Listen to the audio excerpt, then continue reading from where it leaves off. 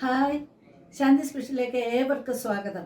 നമ്മളിപ്പോൾ ലെൻറ്റിന് ഉപയോഗിക്കാൻ പറ്റുന്ന തരത്തിലുള്ള വെജിറ്റേറിയൻ റെസിപ്പികളാണല്ലോ ഉണ്ടാക്കിക്കൊണ്ടിരിക്കുന്നത്. ഇന്ന് ഞാൻ ഉണ്ടാക്കുന്നത് ജിഞ്ചർ റൈസാണ്.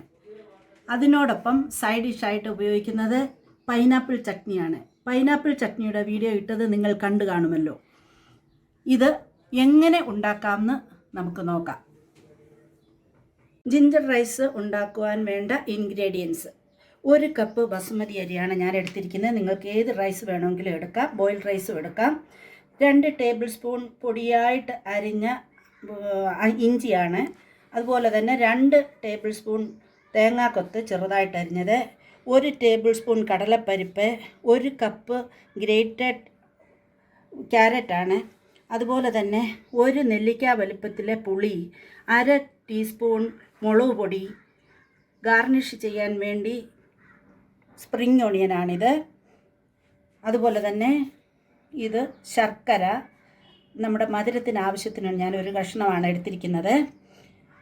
മഞ്ഞൾപ്പൊടി ആവശ്യത്തിന്, സോൾട്ട് ആവശ്യത്തിന്, അതുപോലെ തന്നെ നെയ്യ് നമുക്ക് ആവശ്യത്തിന് ഉപയോഗിക്കാം.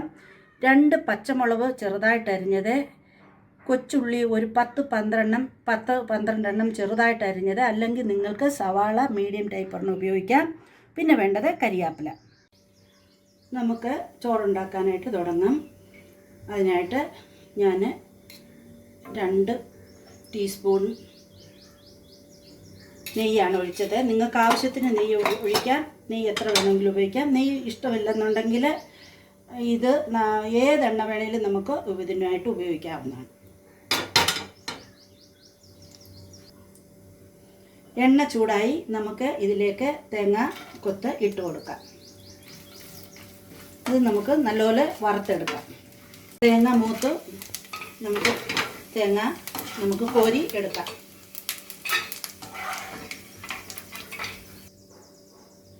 നമുക്കിതിലേക്ക് കടലപ്പരിപ്പ് ഇട്ട് കൊടുക്കാം.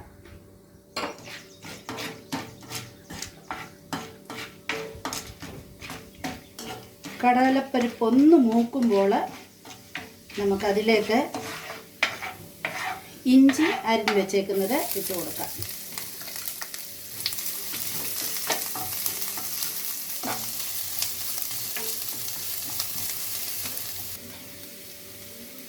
ഇഞ്ചി മൂത്തതിലേക്ക് നമുക്ക് കൊച്ചുള്ളി ഇട്ട് കൊടുക്കാം.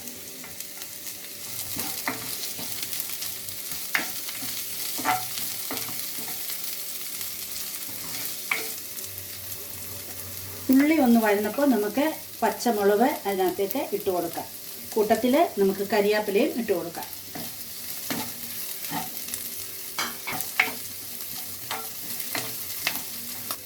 ഉപ്പ് നമുക്ക് പാകത്തിനിടാം.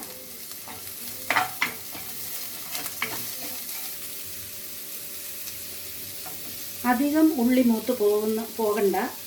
അതിന് മുന്നേ നമുക്ക് 1/2 ടീസ്പൂൺ മഞ്ഞൾപ്പൊടി ഇട്ട് കൊടുക്കാം. കൂട്ടത്തിൽ മുളക് പൊടി ഇട്ട് കൊടുക്കാം. നമുക്ക് അധികം എരിയില്ലാത്ത മുളകാണ്.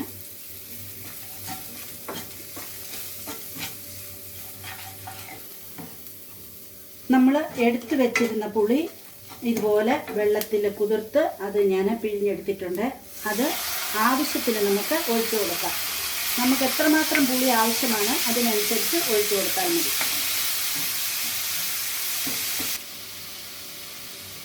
ഒരു കഷണം ശർക്കര നമുക്ക് ഇതിലേക്ക് ഇട്ട് കൊടുക്കാം. പിന്നെ നമുക്ക് എത്രമാത്രം മധുരം ആവശ്യമാണ് അതിനനുസരിച്ച്, ചിലർക്ക് മധുരം കുറവായിട്ട് മതി, ചിലർക്ക് നല്ലതായിട്ട് വേണം. അപ്പം നമ്മുടെ പരുവത്തിനനുസരിച്ച് ശർക്കര നമുക്ക് ഉപയോഗിക്കാം. അല്പം പുളിവെള്ളം കൂടെ വേണം. ഞാൻ അത് ഒഴിച്ചു. ഈ പുളിവെള്ളത്തിൽ ഈ മസാല ഒന്ന് വേവാൻ വേണ്ടിയാണ് നമ്മളത് ആ വെള്ളം ഒഴിച്ചു കൊടുക്കുന്നത്.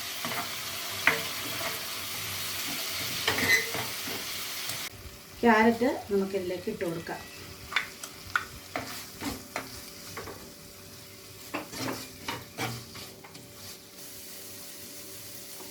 ഒരു കപ്പ് അരി വേവിച്ചെടുത്ത ചോറാണ്, അത് ഇതിലേക്ക് ഇട്ട് കൊടുക്കാം.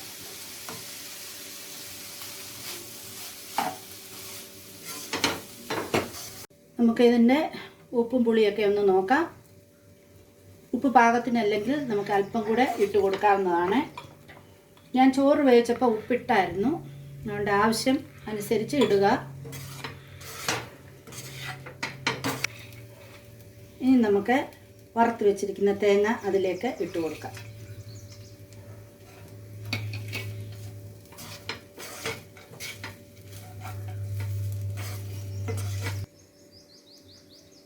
അങ്ങനെ ജിഞ്ചർ റൈസ് റെഡിയായി.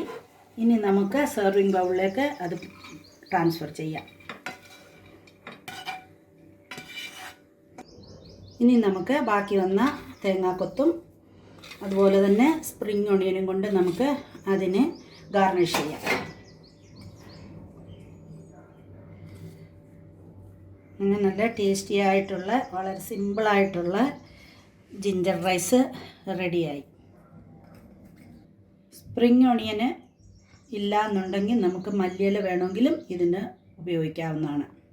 അങ്ങനെ നമുക്കിങ്ങനെ ഇതുപോലെ ജിഞ്ചർ സ്ട്രിപ്പ് കൊണ്ട് നമുക്കിത് ഗാർണിഷ് ചെയ്യാവുന്നതാണ്. ഇടയ്ക്ക് പച്ച ഇഞ്ചി നമുക്ക് ഇടയ്ക്കൊന്ന് കടിക്കുന്നതും ടേസ്റ്റാണ്. ഇതിനോടൊപ്പം സൈഡ് ഡിഷ് ഞാൻ പൈനാപ്പിളിൻ്റെ ചട്നിയാണ് ഉപയോഗിക്കുന്നത്. വളരെ ടേസ്റ്റിയാണ് ഇത് രണ്ടിനോടുള്ള കോമ്പിനേഷൻ. നിങ്ങളിതെല്ലാവരും ഒന്ന് ട്രൈ ചെയ്ത് നോക്കണം. എൻ്റെ ചാനൽ നിങ്ങൾക്ക് ഇഷ്ടപ്പെട്ടുവെങ്കിൽ സബ്സ്ക്രൈബ് ചെയ്യാത്തവർ സബ്സ്ക്രൈബ് ചെയ്യുക, ലൈക്ക് ചെയ്യുക, മറ്റുള്ളവർക്ക് ഷെയർ ചെയ്യുക. Thank you. God bless you.